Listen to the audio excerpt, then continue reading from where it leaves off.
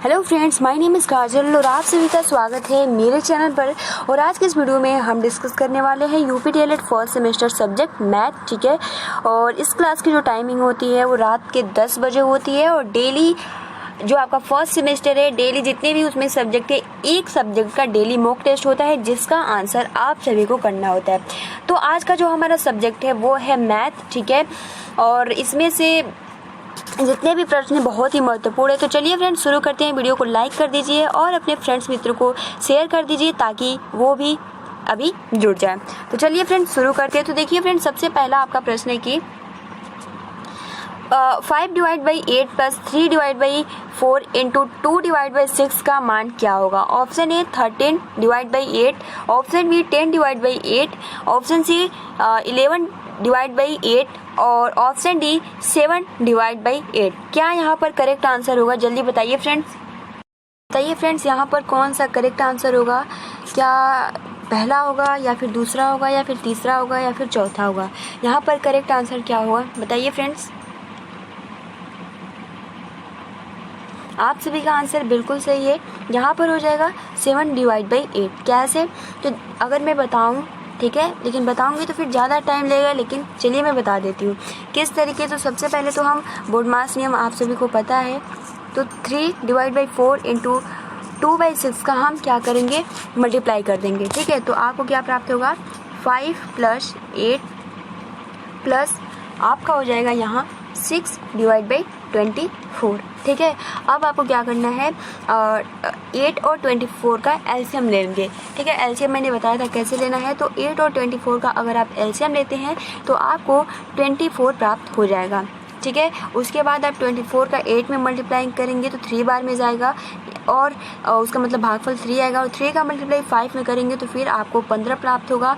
ठीक है, और फिर 24 में 24 का भाग देंगे तो 1 प्राप्त होगा। और फिर 6 में 1 का मल्टीप्लाई करेंगे तो फिर आपको 6 प्राप्त हो जाएगा। तो 15 और 6 कितना होता है, तो 21 होता है और नीचे 24 है। 3 से हम काटेंगे तो 3 से ये आपका जाएगा 7 बार में और जो 24 है वो जाएगा 8 बार में। तो इसलिए आपका जो आंसर हो जाएगा 7 डिवाइड बाई 8। ठीक है, अगला जो आपको आई होप कि आपको आसानी के साथ समझ में आ गया होगा और आप सभी का आंसर बिल्कुल सही था। अगला आपका प्रश्न है कि 36, 48, 60 का लसपा क्या होगा। ठीक है, तो ये लसपा निकालना है जिसको बहुत ही आसानी के साथ आप निकाल सकते हो। ठीक है, option A 630, option B 270, option C 520 और ऑप्शन डी 720। यहाँ पर करेक्ट आंसर कौन सा होगा, बताइए फ्रेंड्स।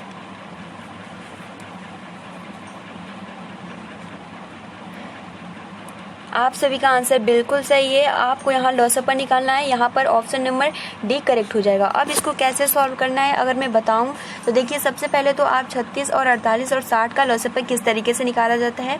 ठीक है, 36 हो गया, 48 हो गया, ठीक है, और 60 हो गया। सबसे छोटी संख्या लेंगे 2 से ये कट जाएगा 36 तो 1 हो जाएगा और 2 8 16 हो जाएगा। ठीक है, ये 2 होगा और ये 4 होगा और यहाँ पे आपका 2 3 6 तो 3 बार में जाएगा और उसके बाद यहाँ पे 3 हो जाएगा। ठीक है, उसके बाद हम 2 से और काटेंगे तो 2 9 18, 2 एकम 2, 2 2 निके 4 और 30, तो 2 एकम 2 और 3 में से 2 जाएगा तो फिर 1 और 2 बचे 10। ठीक है, फिर हम 2 लेंगे और उसके बाद ये 9 नहीं कटेगा, 6 कट जाएगा। ठीक है, उसके बाद 15 भी नहीं कटेगा, फिर 2 से ही कटेगा। तो फ्रेंड्स अगर हम बताएंगे तो फिर ज़्यादा टाइम लगेगा। बस इसी तरीके से पूरा होता है और यहाँ हम मल्टीप्लाई कर देंगे और आपका आंसर क्या आ जाएगा, 720 चला आएगा। क्योंकि मॉक टेस्ट है और अगर हम बताएंगे विस्तार से तो फिर ज़्यादा टाइम लगेगा, है ना। अगला जो आपका प्रश्न है कि 12, 24, 36 का महत्तम समापवर्तक क्या होगा। तो option A 12, option B 18, option C 24, option D 36। तो 12, 24, 36 का महत्तम समापवर्तक क्या होगा, बताइए फ्रेंड, क्या होगा यहाँ पर। बिल्कुल सही, आप सभी का आंसर बिल्कुल सही है। यहाँ पर 12 और 24, 36 का महत्तम समापवर्तक होगा, वो हो जाएगा 12। अगर आप इसको भाग विधि से करेंगे तो बहुत ही आसानी के साथ आप निकाल सकते हैं 12, 24, ठीक है, और 36। तो देखिए फ्रेंड, इसमें क्या हमको देखना होता है, हमको ये देखना होता है कि कौन सी ऐसी संख्या है जो इन तीनों संख्याओं को बहुत ही आसानी के साथ विभाजित कर दे।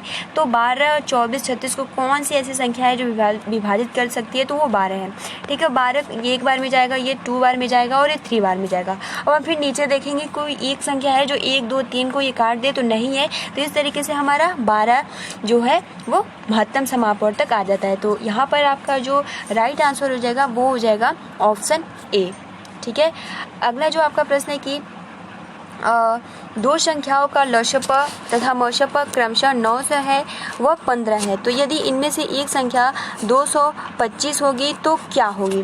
तो देखिए फ्रेंड, यहाँ पर option A 55, option B 40, option C 50, option D 60। यानी प्रश्न ये पूछ रहा है कि दो संख्याओं का लशप यानी मशप क्या है, एक 900 है और 15 है, ठीक है। यदि इनमें से एक संख्या 225 है तो दूसरी संख्या क्या होगी। क्या यहाँ पर करेक्ट आंसर होगा, जल्दी बताइए फ्रेंड्स। तो बताइए फ्रेंड्स, यहाँ पर करेक्ट आंसर कौन सा होगा। ऑप्शन ए होगा, बी होगा, सी होगा या फिर डी होगा। वैसे टिक हो गया, आप सभी को दिख ही रहा होगा 60 है, ठीक है। आप सभी का आंसर भी सही है। तो देखिए फ्रेंड, इसको कैसे लगाते हैं। तो सबसे पहले तो हमने बहुत ही अच्छे से आप सभी को बताया था। अगर आप सभी को सूत्र याद होगा तो आप इसको आसानी के साथ लगा सकते हो। सूत्र ऐसे होता है कि पहली संख्या इंटू दूसरी संख्या बराबर लसा गुणे मौसा। आप किधर इधर भी कर सकते हो लसा, या पहली संख्या इंटू दूसरी संख्या, ठीक है। तो जैसे कि यहाँ पहली संख्या क्या दिया है, 225 दिया है, ठीक है, 225 दिया है। वैसे ही बता दे रही हूँ, वैसे टाइम लगेगा लेकिन फिर भी चलिए मैं बता देती हूँ। पहली संख्या क्या है 225 और दूसरी संख्या हमें नहीं मालूम है तो x लिख लेंगे, और लसप क्या है 900 है और गुणे 15 है, ठीक है। तो हम x इधर लिख लेंगे और 900 गुणे 15 बटे में आपका 225 आ जाएगा, ठीक है। अगर हम 225 को काटेंगे तो ये कितनी बार में जाएगा आपका 225, ठीक है, तो 9 बार में जाएगा। और अगर हम 900 को काटेंगे तो ये 75 यानी 3 हो जाएगा, और उसके बाद 150 तो फिर आपका 6। तो ये 25 मतलब 9 से 925 36 में गया, 36 बार में गया। उसके बाद हम क्या करेंगे, फिर 9 को हम काटेंगे तो 9 एकम 9 और 9 तिया 36, फिर 15 का मल्टीप्लाई 3 में कर देंगे तो इसका जो आंसर आ जाएगा वो आ जाएगा 60, ठीक है। आप सभी को बहुत ही आसानी से समझ में आ गया होगा। तो इसके लिए सिंपल आपको अगर सूत्र याद रहेगा तो आप आसानी से उसको सॉल्व कर सकते हो, ठीक। अब देखिए अगला आपका प्रश्न है कि ऐसी संख्याएं जो 2 से भाज्य नहीं है उन्हें कहते हैं। ऑप्शन ए प्राकृतिक संख्या, ऑप्शन बी सम संख्या, ऑप्शन सी विषम संख्याएं, ऑप्शन डी अभाज्य संख्याएं। तो आपको ये बताना है कि ऐसी संख्याएं जो 2 से भाज्य नहीं है उन्हें क्या कहते हैं। क्या प्राकृतिक संख्याएं कहते हैं, या फिर सम संख्याएं कहते हैं, या फिर विषम संख्याएं कहते हैं, या फिर अभाज्य संख्या कहते हैं। बताइए फ्रेंड्स, यहाँ पर करेक्ट आंसर कौन सा होगा।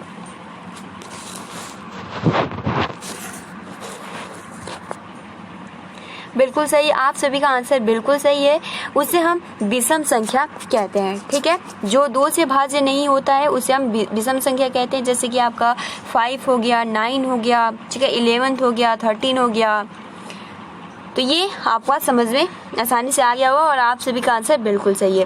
अगला जो आपका प्रश्न है कि 2, 4, 6, 8 डैश डैश डैश आदि संख्याएं हैं, सम संख्याएं हैं, या फिर विषम संख्याएं हैं, या अभाज्य संख्याएं हैं, या फिर प्राकृतिक संख्याएं हैं। यहाँ पर करेक्ट आंसर कौन सा होगा, बताइए फ्रेंड्स। 2, 4, 6, 8 क्या है। बिल्कुल सही, आप सभी का आंसर बिल्कुल सही है। यहाँ पर हो जाएगा क्वेश्चन नंबर 6 का आंसर हो जाएगा कि 2, 4, 6, 8 जो है वो 8, 10, 12, 16 ये जितने भी हैं आपके सम संख्याएं हैं, ठीक है। अगला आपका प्रश्न है कि संख्या 4√3 है, क्या पूर्णांक है या परिमेय है, अपरिमेय है, इनमें से कोई नहीं। तो आप सभी को पता है कि P/Q के फॉर्म में लिखा जाए उसे हम परिमेय संख्या कहते हैं, ठीक है। तो आप बताइए कि जो आपका 4√3 है ये क्या है, क्या परिमेय है या फिर अपरिमेय है, या फिर इनमें से कोई नहीं। आप सभी का आंसर बिल्कुल सही है फ्रेंड्स। यहाँ पर जो हो जाएगा कि 4√3 हो जाएगा, वो हो जाएगा अपर में। अगर हम यही बात करें कि अगर मान लीजिए आपका रूट में 16 है तो क्या ये परमेय है या फिर अपर में, आप सभी को कमेंट्स बॉक्स में कमेंट्स करके बताना है। रूट 16 ये भी रूट में है तो क्या ये परमेय है या फिर अपरमेय है, बताइए फ्रेंड्स जल्दी से। ठीक है, नेक्स्ट क्वेश्चन की ओर बढ़ते हैं कि परमेय संख्या को p/q में व्यक्त करते हैं, असत्य, सत्य, भ्रामक या फिर संदेशात्मक। क्या होगा कि परमेय संख्या को हम p/q के फॉर्म में व्यक्त करते हैं, क्या ये गलत है या फिर सही है, या फिर वैसे ही इसको भ्रमित किया जा रहा है या फिर संदेश दिया जा रहा है। क्या यहाँ पर कौन सा करेक्ट आंसर होगा? Option A, option B, option C, option D. यहाँ पर राइट आंसर कौन सा होगा, बताइए फ्रेंड्स। देखिए फ्रेंड्स, यहाँ पर जो आपका राइट बिल्कुल सही, आप सभी का आंसर बिल्कुल सही है। क्वेश्चन नंबर 8 का आंसर ये बी हो जाएगा कि सत्य है। अगला आपका प्रश्न है कि मूल्यांकन से किन पक्षों से संबंधित सूचना प्राप्त होगी? परिमाणात्मक, ठीक है, गुणात्मक और तथा दोनों, इनमें से कोई नहीं। तो मूल्यांकन से किन पक्षों से संबंधित सूचना प्राप्त होगी, कौन सा यहाँ पर करेक्ट आंसर हो जाएगा? तो आप सभी का आंसर बिल्कुल सही है, यहाँ पर ऑप्शन नंबर सी करेक्ट हो जाएगा। ठीक है, अगला आपका प्रश्न है कि 25 किलोग्राम शक्कर और 30 किलोग्राम गुड़ को किस बड़े से बड़े बाट द्वारा पूरा तोला जा सकता है? ऑप्शन ए 2 यानी 2 से ही 1/2 किग्रा, ऑप्शन बी 10 किग्रा, ऑप्शन सी 1 किग्रा, ऑप्शन डी 5 किग्रा। तो यहाँ पर करेक्ट आंसर कौन सा होगा? 25 किलोग्राम शक्कर और 30 किलोग्राम गुड़ को किस बड़े से बड़े बाट द्वारा पूरा तोला जा सकता है, बताइए फ्रेंड्स। तो बिल्कुल सही, आप सभी का आंसर जो हो जाएगा वो हो जाएगा 5 किग्रा। देखिए कैसे, तो 25 और 30 का बड़े से बड़े बोला है तो सिंपल मौसा निकालना है, तो आप 25 और 30, ठीक है, 25 और 30 कोई ऐसी संख्या बताइए जिससे 25 भी कट जाए और 30 भी कट जाए। ठीक है, तो अगर हम बड़ी से बड़ी संख्या लेते हैं तो 10 से 30 कटेगा लेकिन 25 नहीं कटेगा, 15 से 30 कटेगा लेकिन 25 नहीं कटेगा। ठीक, तो अब ऑप्शन क्या रह जाता है हमारे पास? 5। तो अगर हम 5 को देखते हैं तो 5 से 25 भी कट जाएगा 5 बार में, और यहाँ पर ये 6 बार में कट जाएगा। तो क्या अब हम देखेंगे कि 5 और 6 को कोई एक संख्या है जो 5 को भी विभाजित कर दे और 6 को भी? तो कोई भी ऐसा संख्या नहीं है, तो हमारा जो 5 है यही इसका मौसा हो जाएगा। तो प्रश्न क्या पूछ रहा है कि 25 किलोग्राम शक्कर और 30 किलोग्राम गुड़ को किस बड़े से बड़े बाट द्वारा पूरा तोला जा सकता है? तो यहाँ पर जो आंसर हो जाएगा वो हो जाएगा 5 किग्रा। ठीक है, अगला देखिए फ्रेंड्स, आप सभी का प्रश्न है कि अभाज्य संख्या है। Option A 8, option B 2, option C 6, option D 9। तो अभाज्य संख्या क्या है? क्या 8 है या 2 है या फिर 6 है या फिर 9 है? बताइए फ्रेंड्स, अभाज्य संख्या क्या है? तो देखिए फ्रेंड्स, प्राइम नंबर जिसे हम बोलते हैं, ठीक है, तो जो सबसे छोटी अभाज्य संख्या है वो है आपका 2। ठीक है, अब अभाज्य संख्या आप सोचेंगे कि 9 क्यों नहीं? तो देखिए फ्रेंड्स, जो अभाज्य की परिभाषा होती है कि स्वयं से और 1 से कटे उसे हम अभाज्य संख्या कहते हैं। क्या 9 के टेबल में जैसे कि 3 के टेबल में 9 नहीं आता है तो 3 से भी कट जाएगा, 6 2 से भी कट जाता है, 3 से भी कट जाता है, 8 4 से भी कट जाता है, 2 से भी कट जाता है, 8 अपने आप से।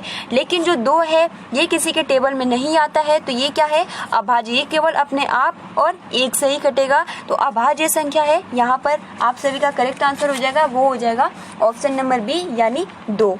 ठीक है, अगला आपका प्रश्न है कि 40 डिग्री का कोटि पूरक होगा। ठीक है, option A 140 degree, option B 60 degree, option C 130 degree, option D 50 degree. तो 40 डिग्री का कोटि पूरक क्या होगा? बताइए फ्रेंड्स, यहाँ पर कौन सा करेक्ट आंसर होगा? तो देखिए फ्रेंड्स, हम कोटि पूरक किसे कहते हैं, तो जो 90 डिग्री का कोण होता है उसे हम कोटि पूरक कोण कहते हैं। तो अगर आप 40 डिग्री में क्या 140 डिग्री को ऐड करोगे तो ये 90 डिग्री से ज़्यादा होगा, तो ये तो हमारा ऑप्शन होगा नहीं। आप सभी का आंसर बिल्कुल सही है। ठीक है, 60 डिग्री को अगर हम 40 में ऐड करेंगे तो वो भी 90 डिग्री का नहीं होगा, 130 तो वो भी नहीं होगा। लेकिन अगर हम 50 डिग्री को 40 डिग्री में ऐड करेंगे तो हमें 90 डिग्री प्राप्त हो जाएगा। और हमें पता है कि कोटि पूरक जो होता है वो 90 डिग्री का होता है। तो इस तरीके से अगर हम 40 डिग्री और 50 डिग्री को ऐड करते हैं तो हमें 90 डिग्री प्राप्त हो जाता है। इसलिए यहाँ पर जो राइट आंसर हो जाएगा वो हो जाएगा 50 डिग्री। अगला आपका प्रश्न है कि 60 डिग्री का समपूरक होगा। अब देखिए समपूरक और कोटि पूरक जो कि बहुत ही महत्वपूर्ण है। तो देखिए 60 डिग्री का समपूरक होगा, कौन सा होगा? Option A 150 degree, option B 30 degree, option C 130 degree, option D 120 degree. तो 60 डिग्री का समपूरक क्या होगा, बताइए फ्रेंड्स। तो देखिए फ्रेंड्स, आप सभी का आंसर बिल्कुल सही है। ठीक है, यहाँ पर हो जाएगा आपका 120 डिग्री। कैसे? क्योंकि जो आपका समपूरक होता है वो 180 डिग्री होता है। अगर आप 60 डिग्री को 150 डिग्री में ऐड करते हैं तो 180 डिग्री नहीं होगा, 30 डिग्री को करेंगे तो नहीं होगा।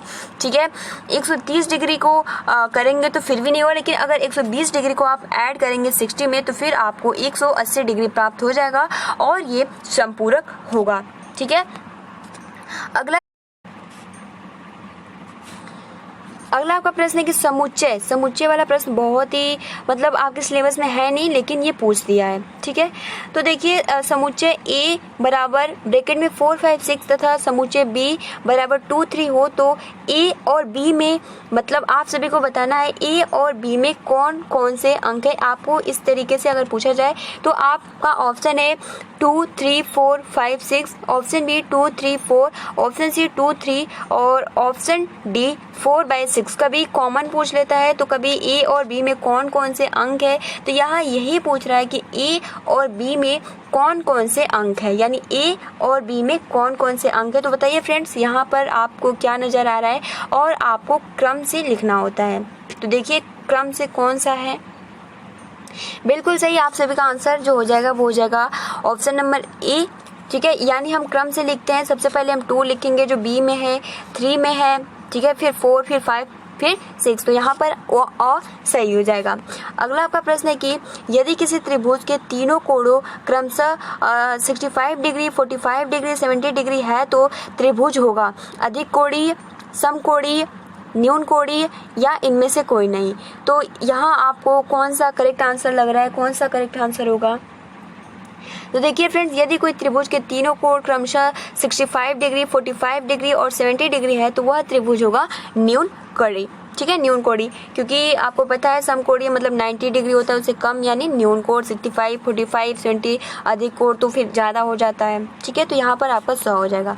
अब देखिए अगला आपका प्रश्न है कि संख्या ये 40 डिवाइड बाई 3 है। ठीक है, संख्या 1 divide by 1.2, 2 divide by 1.5, 2 divide by 0.6 तथा 4 डिवाइड बाई 0.9 का लसक क्या होगा? Option A 20 divide by 3, option B 1 divide by 40, option C 40 divide by 3, option D 40 divide by 5। तो आंसर तो आप सभी को 100 ही हो रहा है, आप आसानी के साथ बता सकते हो 40 डिवाइड बाई 3। अब इसमें हम क्या करते हैं, जो दशमलव होता है हम इसको ऊपर हटाते हैं तो इधर आपको 10 प्राप्त हो जाएगा, इधर 20। ठीक है, 10, 20 और उसके बाद 20 और 40। ठीक है, तो आपको क्या करना है, 10, 20 और 40 को सिंपल आपको एलसीएम निकालेंगे तो आपको 40 प्राप्त हो जाएगा। उसी तरीके से आपको जो नीचे वाला आपको सूत्र पता होता है, अगर बटे में होता है तो फिर आप कैसे निकालते हैं, ऊपर वाले का लसा और नीचे वाले का मसा निकालते हैं। अगर मसा पूछता है तो ऊपर वाले का मसा और नीचे वाले का लसा निकालते हैं। तो यहाँ क्या पूछा है, लघुत्तम यानी लसा पूछा है।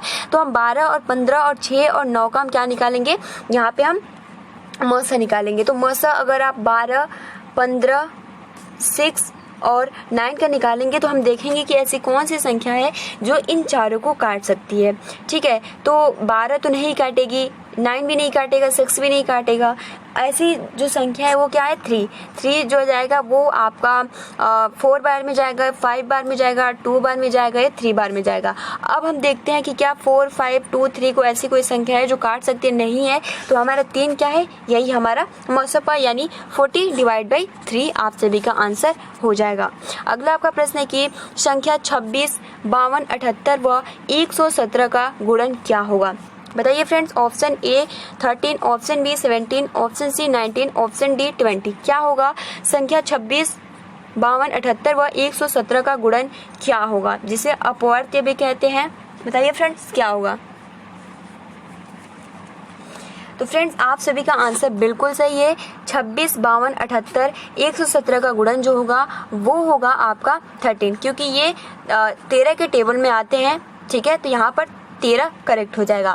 अगला आपका प्रश्न है कि संख्या 68, 102, 51 व 153 का गुणज होगा 17, 23, 27, 13। क्या लग रहा है आपको, यहाँ पर कौन सा राइट आंसर होगा, बताइए फ्रेंड्स। ठीक है, तो ये भी आप सभी का आंसर बिल्कुल सही है। यहाँ पर ऑप्शन ए 17 करेक्ट हो जाएगा। गुणज या गुणन दोनों एक ही होता है। ठीक है, अगला आपका प्रश्न है कि संख्याएं 0, 1, 3, 4 डैश कहलाती है भाज्य संख्याएं, पूर्ण संख्याएं, अपूर्ण संख्याएं, इनमें से कोई नहीं। तो 0, 1, 3, 4 डैश डैश डैश कहलाती है क्या पूर्ण संख्याएं या अपूर्ण संख्याएं, भाज्य संख्याएं, या इनमें से कोई नहीं। बताइए फ्रेंड्स यहाँ पर कौन सा करेक्ट होगा। तो जैसे कि हमने 1, 2, 3, 4 डिस्कस किया था, तो प्राकृतिक संख्या हो जाता है, अगर उसमें 0 ऐड हो जाए तो पूर्ण संख्या। हमने पूर्णांक संख्या सब कुछ डिस्कस किया था बहुत ही अच्छे से। तो यहाँ पर आपका ऑप्शन नंबर बी करेक्ट हो जाएगा। अगला आपका प्रश्न है कि निम्न में से भाज्य संख्याएं हैं। Option A 7, option B 13, option C 5, option D 6। तो निम्न में से भाज्य संख्या है, क्या होगा यहाँ पे भाज्य संख्याएं क्या है, बताइए फ्रेंड्स। क्या 7 है या 5 है या 13 है। तो देखिए ये तीनों क्या है, अभाज्य हैं। ठीक है, जो 6 है ये क्या है, भाज्य है। तो यहाँ पर आप सभी का आंसर बिल्कुल सही है, डी करेक्ट हो जाएगा। अगला देखिए, ये आपका जो राजन सीरीज है उसमें गलत दिया है। 5 डिग्री का मान होता है option A 5, option B 0, option C 1, इनमें से कोई नहीं। तो उसमें जो ऑप्शन दिया है वो डी दिया है, जो कि गलत है। 5 डिग्री का मान जो होता है वो होता है 1। यहाँ पर सी करेक्ट हो जाएगा। ठीक है, तो आज हमने जो जितने भी प्रश्न डिस्कस किए एग्जाम के पॉइंट ऑफ व्यू से बहुत ही महत्वपूर्ण थे। ठीक है, तो आई होप कि आपको ये वीडियो पसंद आई होगी और आप खुद से ही पता लगा सकेंगे कि जो आपकी तैयारी है वो किस तरीके से है। ठीक है फ्रेंड्स, तो आज के लिए इतना ही। मिलते हैं अगले वीडियो में। आप अपना अच्छे से प्रिपरेशन करते रहिए। तब तक के लिए थैंक्स फॉर वॉचिंग। और हाँ, वीडियो पसंद आई हो तो लाइक कर सकते हो और अपने फ्रेंड्स मित्र को शेयर कर सकते हो। तब तक के लिए सभी को मेरी तरफ से गुड नाइट, शुभ रात्रि, हैव अ स्वीट ड्रीम्स।